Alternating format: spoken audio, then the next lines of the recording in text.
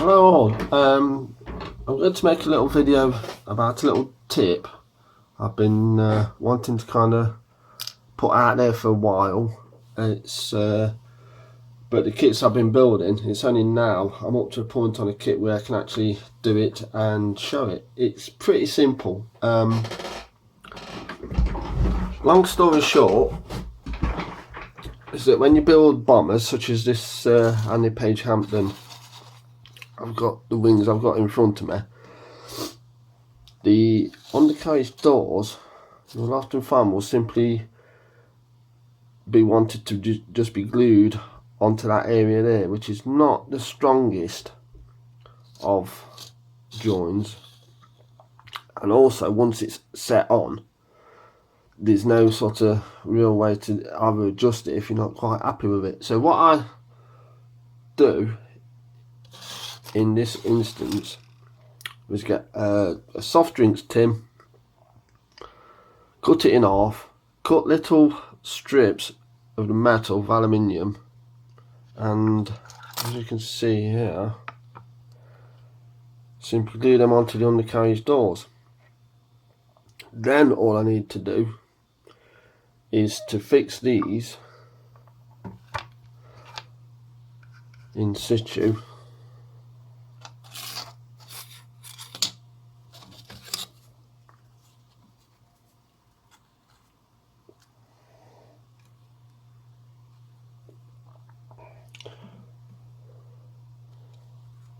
Not very well, I'll grant you. And then you flip it over and it's all falling apart. But basically I then super glue that to the inside of the wing. I've got a strong join there, and also the metal is flexible enough for me to be able to adjust it slightly and get it on. And also it's like I say, if of all the things that get knocked off your kits, it's going to be machine guns, aerials and undercarriage doors, I find. So I'm going to crack on with that. I'm going to get them fixed on, because of that demonstration was quite useless for anyone trying to see what I was doing. I'm going to end this little section here, fix them on and show you in about 2 seconds. Okay. Right, all that's stuck down, and here we have the finished, well, not quite finished, but here's how it turned out. You can see the wee metal straps there still holding everything in place. And also, because I built this exactly how Airfix told me to build it, I don't actually have at the minute a working undercarriage. Except it won't, the undercarriage legs won't actually pass through the gap there, undercarriage doors or not.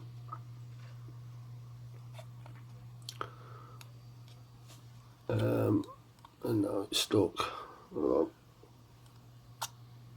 There we go. If I just flip this over, you can see the attachment points. Well, it's not been done too long, but there's a bit of play there. But obviously, if that was glued all along the length of that, the odds are if you tried to piddle it about, it would eventually crack off. So I do think it makes, I mean, and there's nothing to stop you actually putting a little bit more glue into that part once you've got them set up like this. And the other one is in a similar state.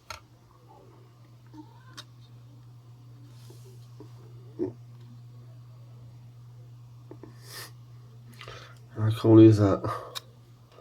Hold on, let's try that again. Low undercarriage. It puzzled me as why Airfix have built this like this way at first, but then I realised that if the undercarriage doors are shut, the wheel does stick out slightly. So this is quite an easy way of having that wheel held in place but obviously you would have to put this in from this side, because like, as I say, it won't actually, you see it doesn't actually fit through the gap and go all the way, rather than have a completely different undercarriage arrangement for a lowered and raised undercarriage. So there we are. I'll stop this one now, get these, maybe get a bit of painting done in a little bit later on. Now I've got all that in, possibly even get the wings put on. So that's over and out.